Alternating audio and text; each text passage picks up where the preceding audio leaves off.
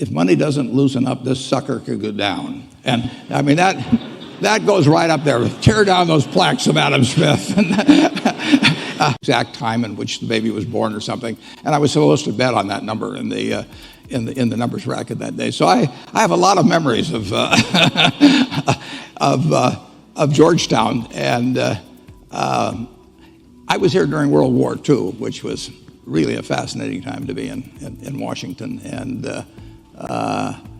my dad being in Congress, it was really a window on an extraordinary time in America. And of course, at that time, we were probably more united than at any time in my lifetime about a common goal. I mean, that was the time when people like Bobby Feller and all the athletes, the day the war broke out, went down and enlisted, and people really did voluntarily in a very high percentage play by the rules in terms of gasoline rationing and sugar rationing and meat rationing and all that. And we all bought savings bonds at school to help out the troops. So it was quite a period.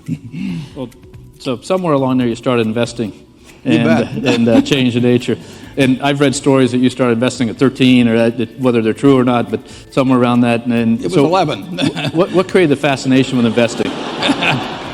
It took me 5 years. I had to save $120. It took me 5 years to get the $120 to buy a stock, 3 shares of City Service Preferred when I was 11. I have as much fun now as I've ever had in my life. I mean, I work with people. I love doing what I love, and it just doesn't get any better than that.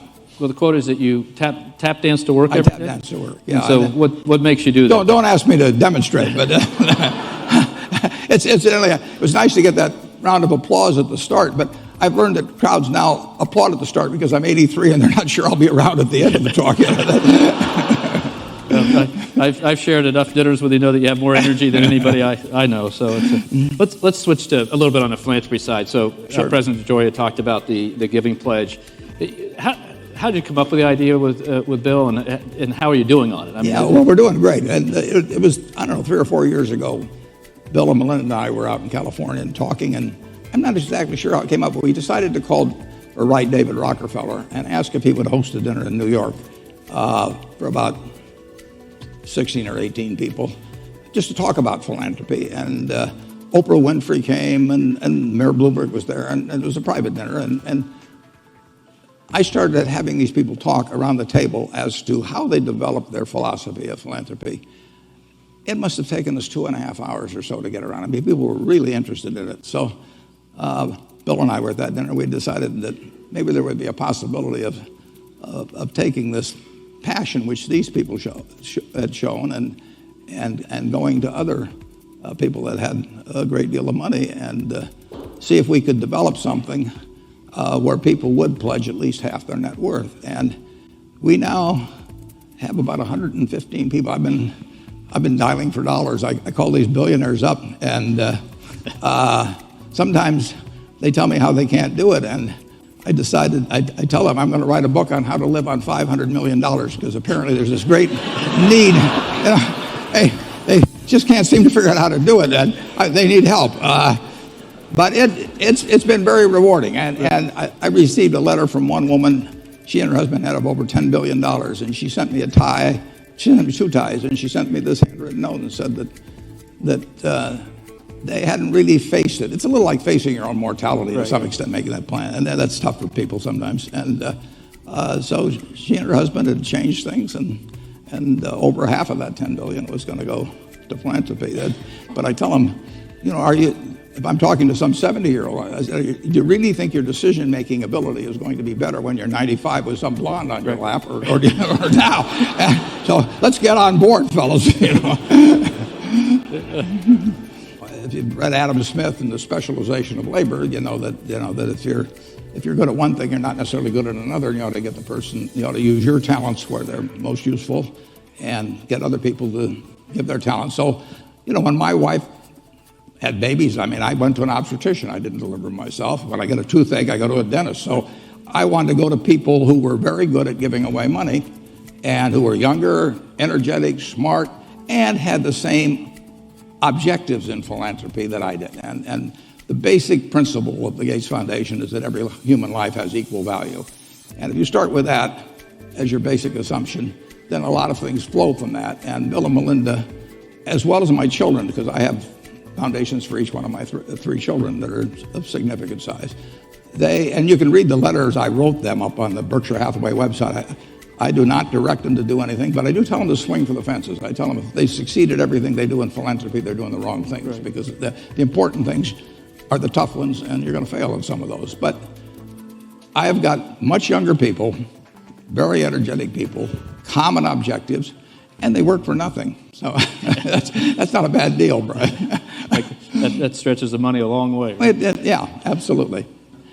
And frankly, even though I didn't vote for him, never voted for him, President Bush, I don't know how many of you have studied economics, but in Adam Smith they talk about comparative advantage, and Keynes talked about animal spirits and all those people. But President Bush really came out with the great economic insight of all times, and he did it in 10 words in September of 2008. He went out there from the White House and he said, if money doesn't loosen up, this sucker could go down. And I mean, that goes right up there. Tear down those plaques of Adam Smith.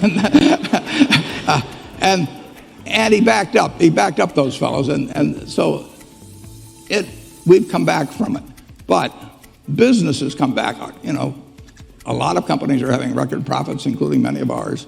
And the American populace as a whole has not come back. I mean, inequality is getting wider. The Forbes 400, which just came out, showed aggregate wealth for the Forbes 400 of $2 trillion.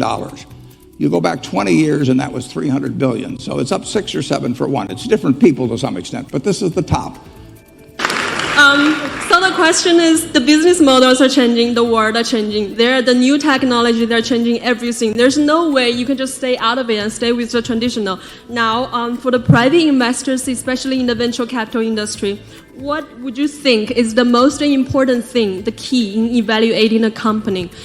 I'm not asking about doing mediocre, I'm not asking about being average, but about excellent, remarkable. Just name one thing. The most important thing is to be able to define which ones you can come to an intelligent decision on and which ones are beyond your capacity to evaluate. You don't have to be right about thousands and thousands and thousands of companies. You only have to be right about a couple. I met Bill Gates on July 5th, 1991. We were out in Seattle, and Bill said, you've got to have a computer. And I said, why? And he said, you can do your income tax on it. I said, I don't have any income. Berkshire doesn't pay a dividend. He said, well, you can keep track of your portfolio. And I said, I only have one stock. I said, I don't have to understand all kinds of business. There's all kinds of business I don't understand. But there's thousands of opportunities there. I did understand the Bank of America, and I'm able to do that. I'm able to understand some given percentage. But Ted Williams wrote a book called The Science of Hitting. And in The Science of Hitting, he's got a diagram, shows him at the plate. And he's got the strike zone divided into 77 squares, each the size of a baseball. And he says, if I only swing at pitches in my sweet zone, which he shows there, and he has what his batting average would be, which is 400. If he had to swing at low outside pitches, but still in the strike zone, his average would be 230. He said the most important thing in hitting is waiting for the right pitch. Now, he was at a disadvantage because if the count was 0-2 or 1-2 or so on, even if that ball was down where he was only going to bat 230, he had to swing at it.